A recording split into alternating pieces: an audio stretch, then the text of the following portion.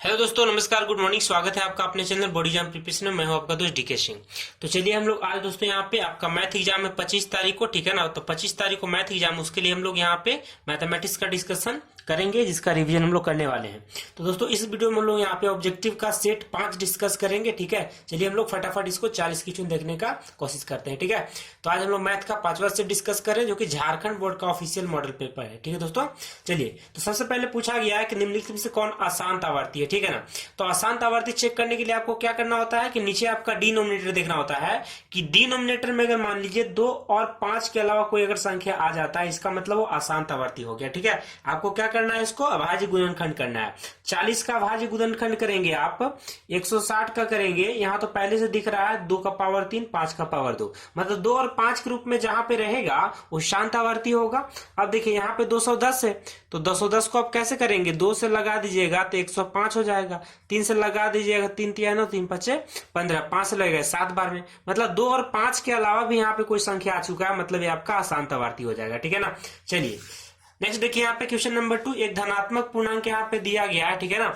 और यहाँ पे बोला कि धनात्मक संख्या 2a + 1 के रूप का है, तो यह निम्न में से क्या है, तो यह एक विषम संख्या होगा, ठीक है। उसके बाद देखिए यहाँ पे तीसरा नंबर सवाल, यहाँ देखिए तीसरा नंबर क्वेश्चन आपसे पूछा गया है यहाँ पे, ठीक है, कि 7 × 11 है ना, 7 × 11 × 13 + 13, इसको हम लोग गुना करके और जोड़ देंगे 13, तो कितना आता है, ये आपको गुना करेंगे, इसको जोड़ देंगे 13, तो 1014 आ जाएगा, ठीक है। किसी पूर्णांक m के लिए है ना विषम संख्या का रूप क्या होता है, तो 2m + 1 होता है, ठीक है।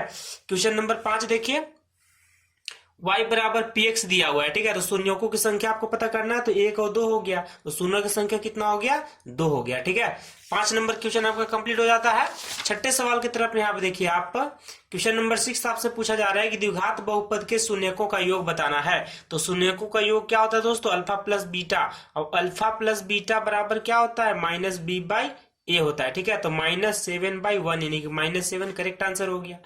यदि शून्यक दिया गया है, शून्यकों का योग आपको पता है, गुणनफल पता है, तो निकालिए, क्या निकालना है, बहुपद निकालना है। तो बहुपद बराबर क्या होता है यहाँ पे, x² - alpha + beta × x plus क्या होता है, अल्फा × बीटा, तो हो गया x², माइनस पहले से माइनस फॉर्मूला में, तो +x - 1, ठीक है। तो आपका कहाँ पे चला जाता है, ये आपको देखिए यहाँ पे इसका आंसर मिलेगा, यहाँ पे देखिए -1 दिया गया यहाँ पे, ठीक है ना। तो ++1 हो गया आपका डी नंबर करेक्ट आंसर, ठीक है। क्वेश्चन नंबर 8 है, आप देखिए 8 नंबर क्वेश्चन में कि अद्वितीय हल की स्थिति में एक दूसरे के क्या होते हैं, प्रतिच्छेदी होते हैं। जब हल अद्वितीय होगा तो रेखाएं क्या होंगी, आलेख कैसा होगा, प्रतिच्छेदी होगा। अब समीकरण युग में दिया गया है, इसमें आपको बताना है कैसा इसका हल होगा, ठीक है ना। तो a1/a2 करेंगे 2/4 यानी कि 1/2 हो जाएगा। b1/b2 कर लीजिए तो 3/-5 -3/5 बराबर नहीं है। a1/a2 b1/b2 बराबर नहीं है, मतलब अद्वितीय हल होगा, ठीक है। 10वां नंबर सवाल देखिए यहाँ पे क्वेश्चन नंबर 10, रैखिक समीकरण युग्म के आलेख का रेखा अगर समांतर है तो क्या होगा, समांतर रहता है तो कोई हल नहीं होता है। क्वेश्चन नंबर 11, एक द्विघात समीकरण के मूल, क्वेश्चन नंबर 11 में आपसे पूछा गया है कि एक द्विघात समीकरण यहाँ पे है, उसका मूल जो है आपको बताना है, ठीक है ना। कि मूल बताना है यहाँ पे कि द्विघात समीकरण का मूल बराबर कब होता है, जब d बराबर 0 होगा, यानी कि d मतलब b² - 4ac बराबर कितना होना चाहिए, 0 होना चाहिए, ठीक है। क्वेश्चन नंबर 11 आपका फिनिश होता है। आगे हम लोग बढ़ते हैं क्वेश्चन नंबर 12 की तरफ, ठीक है। तो क्वेश्चन नंबर 12 यहाँ पे देखिए, इसमें आपसे पूछा गया है कि द्विघात समीकरण के मूलों का प्रतिकृति कैसा होगा। तो यहाँ पे देखिए, आप सबसे पहले d निकाल दीजिए, तो d निकालेंगे तो क्या हो जाएगा, b² - 4ac हो जाएगा, ठीक है ना। तो यहाँ पे b² करेंगे तो -1 का स्क्वायर 1 हो गया, -4 × 1 × c क्या हो गया, -1, माइनस माइनस प्लस हो गया ना, मतलब प्लस में 4 और 1 5 हो गया, तो ग्रेटर देन 0, तो वास्तविक और भिन्न मूल होगा, ठीक है। द्विघात समीकरण में विविधकार आपको निकालना है, d बराबर b² - 4ac करेंगे तो b² क्या हो जाएगा, -1 का स्क्वायर -4 × a यानी कि 6 हो गया, × c यानी कि -2 हो गया, तो +1 माइनस में प्लस हो गया, 4 × 24, 24 दूना 48, तो 48 से कितना हो गया, 49 हो गया। तो ऑप्शन नंबर डी बिल्कुल सही जवाब हो गया, ठीक। क्वेश्चन नंबर 14 देखिए यहाँ पे, द्विघात समीकरण का आलेख। यहाँ पे आपसे क्या पूछा गया दोस्तों, द्विघात समीकरण का आलेख है ना, कैसा होता है, तो ये होता है आपका परवलयकार होता है। एपी का प्रथम पद -a दिया गया, डी दिया है आपका कितना 1/2, तो दूसरा पद निकालिए। तो दूसरा पद कैसे निकालेंगे, a2 निकालेंगे a प्लस डी करके, a यहाँ पे डी यहाँ पे है ना, a प्लस डी करेंगे -1/2 आंसर आ जाएगा। ठीक है, नेक्स्ट एपी दिया गया, बोला कौन सा पद 78 है, एन आपको निकालना है ना, कौन सा पद 78 है, तो क्या करेंगे फॉर्मूला लगाएंगे ए एन बराबर a plus n -1 into d. आपका कितना दिया है, ये वाला 78 दिया है, ए कितना है 3 plus n -1 into d, d कितना दिया हुआ 8 में से 3 घटा दीजिए 5 आ जाएगा, ये 3 जाएगा तो 75 बचेगा, 5 आएगा तो डिवाइड हो गया n -1, काटेंगे तो 15 प्लस 1 बराबर n, तो 15 प्लस 1 कितना हो गया 16, मतलब 16वां पद 78 होगा। ठीक है, चलिए क्वेश्चन नंबर 17 हम लोग देखते हैं यहाँ पे। तो 17वां क्वेश्चन है दोस्तों आपके पास यहाँ पे 1 + 2 + 3 प्लस कितना तक जाना है 1000 तक जाना है। ठीक है ना, सम निकालना है योग, तो एन बराबर क्या होता है n/2 a plus A N, आखिरी पद। ठीक है, तो एन कितना है 1000 है यहाँ पे, डिवाइडेड बाई 2, पहला पद कितना 1, आखिरी पद कितना है 1000 है। ठीक है, आखिरी पद कितना है 1000, तो काटिएगा तो 500 हो जाएगा, 1000 में एक जोड़ दीजिए तो 1000 एक हो जाएगा, मतलब कितना हो गया 5005। इसका तो ऑप्शन है नहीं, आंसर क्या होगा 500 ये आंसर होगा। ठीक है, यहाँ तो ऑप्शन नहीं दिया है, ये आपका ऑप्शन नहीं इसमें। ठीक है, 17 नंबर आपका सवाल फिनिश होता है। आगे बढ़ते हम लोग 18वें सवाल की तरफ। ठीक है, तो 18वां सवाल पूछा गया, भुजाओं का समान संख्या वाले बहुभुज समरूप होते हैं यदि उनके संगत कोण क्या होते हैं, बराबर होते हैं। ये संगत कोण क्या होगा, बराबर होगा, भुजाएं रहेंगी तो समांतर होता। ठीक है, एबीसी में डी और बी दिया है, तो ए बराबर ईसी 3/4 दिया गया है, तो आपका एडी बाई डीबी भी 3/4 होगा, क्योंकि अनुपात बराबर होना चाहिए। ठीक है, ये आपका थेल्स प्रमेय है। ठीक है, चलिए आगे बढ़ते हैं लोग क्वेश्चन नंबर 20 की तरफ। यहाँ पे देखिए आपसे पूछा गया त्रिभुज में ए बी बराबर 6, ये पहले मैंने कराया हुआ है सवाल, ए बी 6 दिया हुआ है, ए सी दिया है 12, बी सी दिया है 6 सेंटीमीटर। तो आपको क्या करना है, त्रिभुज यहाँ पे बनाना है ना, ये हो गया ए, ये हो गया यहाँ पे बी, ये यहाँ पे सी हो गया। ठीक है, तो यहाँ पे बी कितना आ जाएगा 90 डिग्री, क्यों, क्योंकि यहाँ पे देखिए आप ए सी स्क्वायर बराबर क्या हो जाएगा ए बी का स्क्वायर प्लस बी सी का स्क्वायर होता है। ठीक है ना, तो यहाँ से पाइथागोरस से निकल गया। अब इसका दूरी निकालना है, तो कैसे दूरी निकालेंगे, तो दूरी निकालेंगे आप x2 - x1 का whole square plus y2 - y1 का होल स्क्वायर, ऐसे निकालेंगे है ना। तो x2 - x1 4 - 2 2 का स्क्वायर -3 9 का स्क्वायर, तो 2 दूना कितना हो गया 4 हो गया यहाँ पे, और यहाँ पे देखिए आपका ये कितना हो गया आपका 6, तो 6 कितना हो गया √40, तो √40 का मतलब क्या हो जाएगा दोस्तों 2 रूट कितना हो जाएगा यहाँ पे 10 हो जाएगा। तो ऑप्शन नंबर सी बिल्कुल सही जवाब है। देखिए मूल बिंदु से आपका दूरी निकालना है। 22 नंबर सवाल देखिए आपसे पूछा गया मूल बिंदु से दूरी बताइए। ठीक है, तो मूल बिंदु से दूरी कैसे निकालते हैं हम लोग, x² प्लस y स्क्वायर, तो 4 का स्क्वायर कितना 16, 3 का स्क्वायर 9, 16 9 कितना होता है 25 होता है, तो √25 का वैल्यू कितना होगा 5 होगा, यानी आपका ऑप्शन नंबर सी बिल्कुल सही जवाब हो गया। ठीक है, चलिए हम लोग आगे बढ़ते हैं सवाल नंबर 23 की तरफ। तो 23वां सवाल यहाँ देख लीजिए, 23वां सवाल आपसे जो पूछा गया है, ठीक है, इसमें आपसे क्या बताना है, tan थीटा का मान √3 कब होता है, जब 60 डिग्री होता है। कोस 48 माइनस साइन 42, इसको तो अब ध्यान में डायरेक्ट रखेंगे 0 हो जाएगा, कोस और साइन का रिलेशन है ना, तो साइन 90 माइनस थीटा मतलब कोस 48 यहाँ पे भी आ जाएगा, प्लस में कोस 48 माइनस में कोस 48 0 हो गया। ठीक है, यदि साइन ए बराबर 3/4 दिया गया है, तो पाइथागोरस से बी निकाल दीजिएगा, तो बी आ जाएगा 4, तो कोस थीटा पूछा है, टेन थीटा पूछा है, तो p/p होता है, तो 3/4 ऑप्शन हो जाएगा, तो ऑप्शन हो गया ए नंबर करेक्ट हो गया। ठीक है, चलिए आगे बढ़ते हैं हम लोग सवाल नंबर यहाँ पे 26 की तरफ।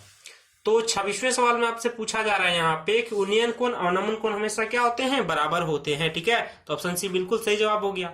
जब कोई दृश्य नीचे से ऊपर की तरफ देखता है, नीचे से जब कहाँ देखेगा, ऊपर की तरफ देखता है, ठीक है ना, नीचे से कहाँ देख रहा है, ऊपर की तरफ, तो उन्नयन कोण बनेगा। ऊपर से नीचे देखता है तो अवनमन कोण बनता है। ठीक है, नेक्स्ट क्वेश्चन नंबर 28, वृत्त की स्पर्श रेखा, ठीक है, वृत्त की जो स्पर्श रेखा है वो वृत्त को कितने बिंदुओं पर प्रतिच्छेद करती है, तो सिर्फ एक बिंदुओं पर। ठीक है, वृत्त की त्रिज्या तथा स्पर्श रेखा के बीच कोण कितना होता है, तो 90 डिग्री होता है। देखिए फिगर में आपको बना दे रहा हूं इस प्रकार से, ये आपका फिगर बनता है ऐसे। ठीक है, ये हो गया आपका 90 डिग्री। ठीक है ना, चलिए 29 नंबर सवाल फिनिश होता है। आगे बढ़ते हैं सवाल नंबर 30 की तरफ। ठीक है, तो क्वेश्चन नंबर 30 यहाँ पे देखिए, इसमें आपसे पूछा गया है किसी बाह्य बिंदु से किसी वृत्त पर खींची गई स्पर्श रेखा के बीच का स्पर्श बिंदुओं को मिलाने वाले रेखाखंड द्वारा केंद्र पर अंतरित कोण का क्या होता है? तो अंतरित कोण का क्या होता है? संपूरक होता है, 180 होता है। मतलब यहाँ पे देखिए, फिगर यहाँ पे देख लीजिए आप, ये वाला कोण और ये वाला कोण दोनों का कितना होता है? संपूरक। मतलब दोनों का जोड़ेंगे तो 180 हो जाएगा, तो संपूरक लिखेंगे। अब देखिए 31 नंबर में आपसे फॉर्मूला पूछा गया यहाँ पे, है ना। त्रिखंड का फॉर्मूला क्या होता है? यहाँ पे चाप की लंबाई पूछा गया, तो चाप की लंबाई क्या होता है? 360, और यहाँ पे होता है 2πr। तो ऑप्शन बी बिल्कुल सही जवाब हो गया। डी व्यास वाले अर्धवृत्त का परिमाप बताइए। तो यहाँ पे देखिए मैंने बता दिया परिमाप। यहाँ पे देखिए ये कितना हो गया? डी हो गया। ये कितना हो गया? पाई डी हो गया, ठीक है ना। ये कितना हो गया? पाई डी, ठीक है। तो हम लोग यहाँ पे लिखेंगे, सबसे पहले ध्यान से देखिए यहाँ पे, ये कितना हो जाएगा? यहाँ पे पूरा जो होता है पाई डी होता है, तो आधा कर लीजिएगा तो पाई डी बाई 2 हो जाएगा। अब प्लस क्या जोड़ना है आपको? डी जोड़ देना है, ठीक है ना। क्या जोड़ना है? डी जोड़ना है। तो ऑप्शन ए आपका बिल्कुल सही जवाब हो गया। यहां से यहां तक क्या हो गया? पाई डी बाई 2 हो गया। पूरा होता है पाई डी परिमाप, तो अर्ध परिमाप पाई डी हो गया, और डी यहाँ पे जोड़ दीजिए, है ना। तो आपका पूरा निकल गया परिमाप। तो आंसर हो गया ऑप्शन ए नंबर, ठीक है। 33 नंबर सवाल देखिए यहाँ पे। सवाल नंबर 33 में आपसे पूछा गया है कि 7 सेंटीमीटर त्रिज्या वाले, ठीक है, 7 सेंटीमीटर त्रिज्या वाले वृत्त के लघु वृत्तखंड का क्षेत्रफल 14 सेंटीमीटर है, तो दीर्घ का क्षेत्रफल निकालना है। देखिए आपको फिगर कुछ ऐसा बनेगा, लघु आपका इधर वाला हो गया, ठीक है ना। तो पूरा वृत्त का निकाल देते हैं हम लोग सबसे पहले। पाई आर स्क्वायर, तो पाई कितना हो गया? 22/7। त्रिज्या कितना है? 7, तो 7 गुना 7 हो गया, 7 से 7 कटेगा। अब बचा 7, 7 दूना 14, 1 15, 154 पूरा आ गया। 154 पूरा है, और लघु का क्षेत्रफल कितना दिया है? 14। तो 154 में से 14 घटा दीजिए तो कितना आंसर आ जाएगा? 140। ऑप्शन बी आपका बिल्कुल सही जवाब हो गया। ये आपका मॉडल पेपर में भी है, ठीक है। आर त्रिज्या वाले अर्धगोले का आयतन बताइए। तो 2/3 पाई आर क्यूब होता है। 34 नंबर सवाल दोस्तों आपका फिनिश होता है। आगे हम लोग बढ़ते हैं यहाँ पे, ठीक है ना। तो आगे हम लोग बढ़ते हैं, 34 नंबर सवाल आपका फिनिश होता है। देखिए अच्छा 35 नंबर सवाल मैंने मिस किया हुआ। अच्छा इसको पीछे मैं लास्ट में लिखा हूं, बता देता हूं, ठीक है ना। तो 36 नंबर सवाल पूछा गया है कि एक मॉडल बनाने वाली मिट्टी से ऊंचाई कितना है? 24 दिया है। आधार कितना दिया है? 6 दिया है, ठीक है। आधार की त्रिज्या, ठीक है ना। तो शंकु बनाया गया है, तो शंकु का आयतन क्या हो जाएगा? 1/3 पाई आर स्क्वायर एच। अब बोला गया है कि इसी को यहाँ पे लिखा गया है कि जो है गोला है, गोले का त्रिज्या आपको निकालना है, ठीक है। तो गोले का त्रिज्या कितना हो जाएगा? यहाँ पे 4/3 पाई आर क्यूब से निकालिए। तो पाई पाई कट गया, 3 3 कट गया। आर स्क्वायर आपको पता करना है, तो आर कितना हो गया? यहाँ पे 6 गुना 6 हो गया, और यहाँ पे एच कितना है? 24 बराबर कितना हो जाएगा? आर क्यूब ना, इंटू 4 है, तो 4 से काटिए 6 बार में, तो 6 का पावर 3 है। यहाँ पे कितना हो गया? आर का पावर 3, मतलब आर कितना आ जाएगा? 6 सेंटीमीटर आ जाएगा। मैंने गोले का आयतन और शंकु का आयतन बराबर कर दिया हुआ है, ठीक है।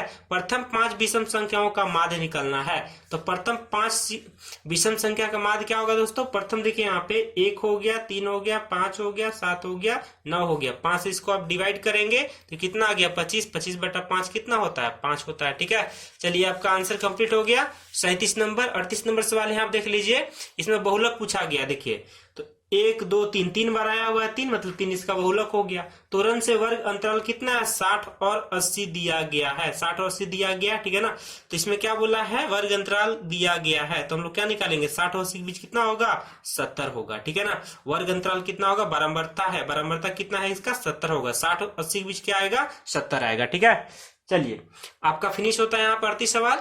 39 सवाल किसी घटना के लिए, ठीक है, किसी घटना के लिए कौन सही नहीं है? तो घटना के लिए क्या है? जो इवेंट होता है 1 से छोटा होना चाहिए, 1 के बराबर नहीं हो सकता। दोनों आप जोड़ेंगे ना, पीई प्लस क्या हो जाएगा? पीई नॉट, तब आएगा 1, ठीक है। घटना होने का और घटना नहीं होने का, तब 1 आएगा। मतलब जो घटना का प्रायिकता है वो 1 से कम होना चाहिए। तो ऑप्शन बी बिल्कुल सही जवाब हो गया, ठीक है। सवाल नंबर यहाँ पे 39 देख लीजिए। किसी, ठीक, 39 फिनिश हो गया। एक पासे को उछाला जाता है तो सम संख्या आने की प्रायिकता। तो पासा में 2 4 6 सम संख्या होता है यहाँ पे, ठीक है ना। 1 2 3 3 बार आया हुआ है, और कुल कितना होता है? 6, मतलब 1/2 बिल्कुल सही जवाब हो गया। तो ऑप्शन ए करेक्ट आंसर है, ठीक है। चलिए हम लोग आगे बढ़ते हैं। एक लास्ट सवाल 35 मैंने छोड़ दिया था, तो 35 यहाँ पे लिखा हूं, ठीक है ना। तो घन का विकर्ण यहाँ पे आपको निकालना है, तो डायरेक्टली आपको फॉर्मूला यहाँ पे निकालना है। घन का विकर्ण का फॉर्मूला क्या हो जाएगा? तो फेस आपको कैसे बनता है?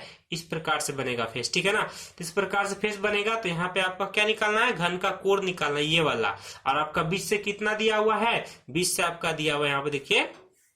तो यहाँ पे ए हो गया, यहाँ पे हो गया, यहाँ पे ए हो गया। तो क्या लिखेंगे यहाँ पे? 3a² ही लिखेंगे।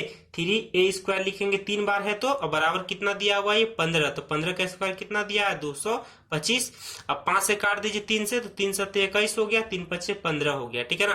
तो यहाँ से निकलेगा 75, तो 75 को क्या लिखेंगे 25 गुना 3 लिखेंगे तो 5√3 आ जाएगा। तो ऑप्शन नंबर बी आपका बिल्कुल सही जवाब हो गया, ठीक है दोस्तों। तो आंसर कितना होना चाहिए 5√3 होना चाहिए, ठीक है।